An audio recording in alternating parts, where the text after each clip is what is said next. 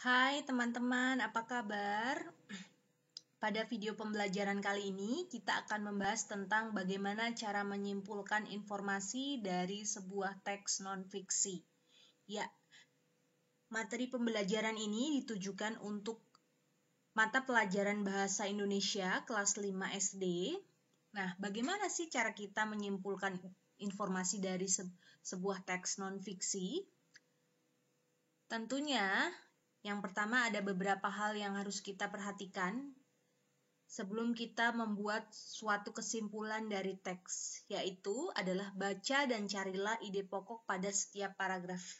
Ini adalah hal terpenting dalam upaya menyimpulkan suatu teks, membaca dan mencari ide pokok. Setelah kamu dapat membaca dan dapat mencari ide pokok setiap paragraf, selanjutnya adalah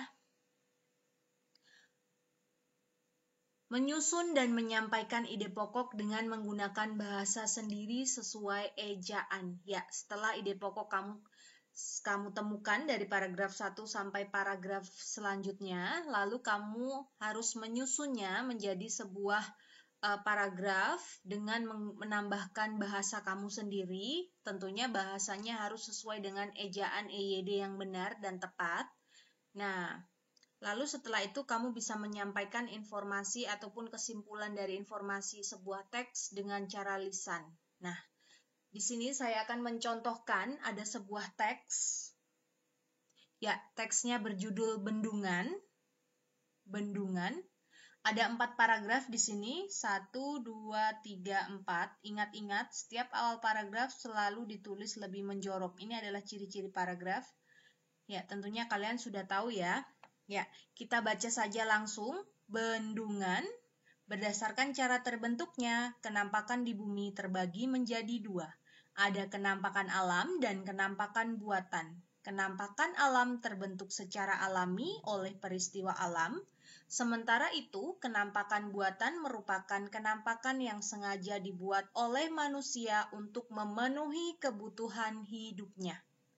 Salah satu contoh kenampakan buatan di permukaan bumi adalah bendungan. Bendungan adalah bangunan penahan atau penimbun air. Bendungan tersebut sengaja dibuat oleh manusia untuk memenuhi kebutuhan manusia dalam hal pengairan atau irigasi. Sesuai namanya, bendungan dibuat untuk membendung air sungai sehingga terkumpul di satu tempat. Saat air sudah terkumpul dalam bangunan bendungan, air tersebut dialirkan melalui pipa-pipa kecil menuju persawahan dan rumah-rumah warga. Selain sebagai tempat penampungan air untuk irigasi, bendungan juga sering dijadikan tempat rekreasi.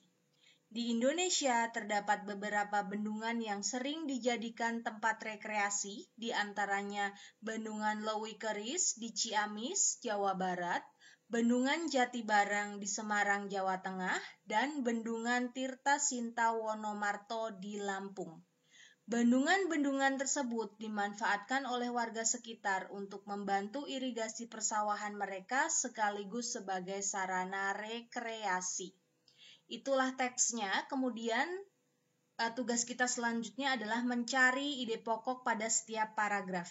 Di sini akan saya pisah-pisah, ada paragraf 1 dan 2 terlebih dahulu. Kalau kita perhatikan di paragraf 1 ini ada kenampakan alam dan kenampakan buatan. Adalah 2 jenis kenampakan yang dibedakan berdasarkan cara terbentuknya. Kemudian di sini ada pengertian kenampakan alam, yaitu yang terbentuk secara alami, dan kenampakan buatan yang merupakan sengaja dibuat oleh manusia. Nah, lalu untuk paragraf 2 adalah salah satu contoh kenampakan buatan di permukaan bumi, yaitu bendungan. Lalu ada penjelasan tentang bendungan. Nah, kira-kira paragraf pertama itu ide pokoknya adalah berdasarkan cara terbentuknya, kenampakan di bumi dibedakan menjadi kenampakan alam dan kenampakan buatan. Kenapa ide pokoknya ini? Karena di paragraf pertama itu berisi tentang informasi, yaitu adanya 2 macam kenampakan yang ada di bumi, kemudian pengertian kenampakan alam dan kenampakan buatan. Nah, selanjutnya ide pokok paragraf 2 yaitu bendungan adalah salah satu contoh kenampakan buatan. Kenapa ide pokoknya ini? Karena di paragraf 2 di sini tertulis ada pengertian tentang bendungan, yaitu bendungan adalah bangunan penahan air atau penimbun air. Bangunan tersebut sengaja dibuat oleh manusia. Nah, ini adalah informasi-informasi tentang bendungan, yang ternyata bendungan adalah salah satu kenampakan buatan. Jadi, ide pokoknya paragraf 1 dan 2 sudah tertulis di sini. Kemudian selanjutnya kita akan cari tahu ide pokok di paragraf 3 dan 4. Ya, paragraf 3, sesuai namanya, bendungan dibuat untuk membendung air sehingga terkumpul. Nah, ini adalah fungsi bendungan sebagai irigasi. Kemudian selain paragraf keempat, di sini ada fungsi bendungan selain untuk irigasi, yaitu untuk rekreasi. Dan ada contoh-contoh bendungan yang digunakan atau dimanfaatkan sebagai sarana rekreasi di Indonesia. Lalu apa kira-kira ide pokok dari paragraf 3? Ya, paragraf 3 berisi atau ide pokoknya adalah fungsi bendungan untuk irigasi. Lalu paragraf keempat, fungsi bendungan sebagai tempat rekreasi. Kalau kalian perhatikan di sini, selain sebagai tempat penampungan air untuk irigasi, dia juga punya manfaat lain, yaitu dijadikan sarana rekreasi, ya, sesuai dengan ide pokok pada paragraf 4. Lalu di sini ada kalimat penjelasnya tentang contoh-contoh bendungan yang dijadikan sebagai tempat rekreasi. Nah, kira-kira itu ide pokok paragraf 3 dan 4. Nah, kita sudah menemukan ide pokok paragraf pertama sampai ide pokok paragraf keempat. Di sini ide pokoknya, ide pokok paragraf pertama, kedua, ketiga, dan keempat. Lalu tugas kita sekarang adalah menyusunnya. Bagaimana cara menyusunnya? Perhatikan kalimat-kalimat berikut.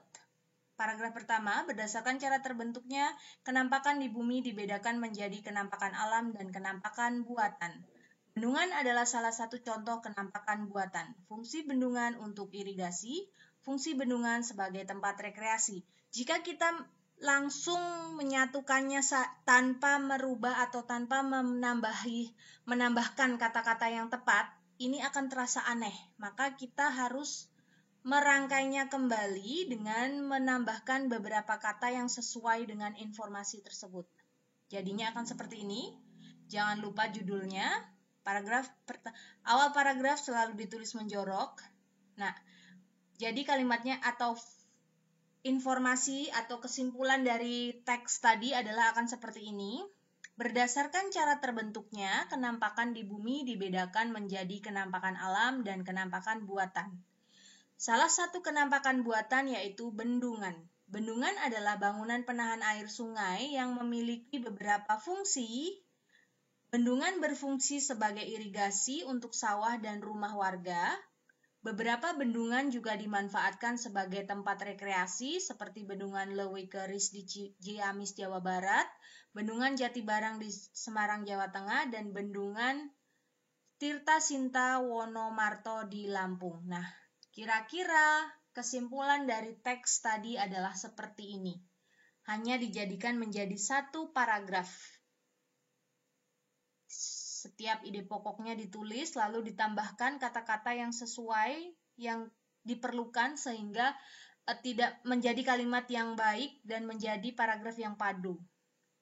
Nah, itu saja cara kita menyimpulkan sebuah isi daripada teks non-fiksi.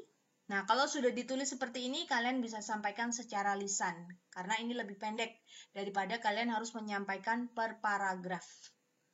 Oke, itu saja. Terima kasih sudah menonton video ini. Semoga bermanfaat. Sampai jumpa di lain kesempatan.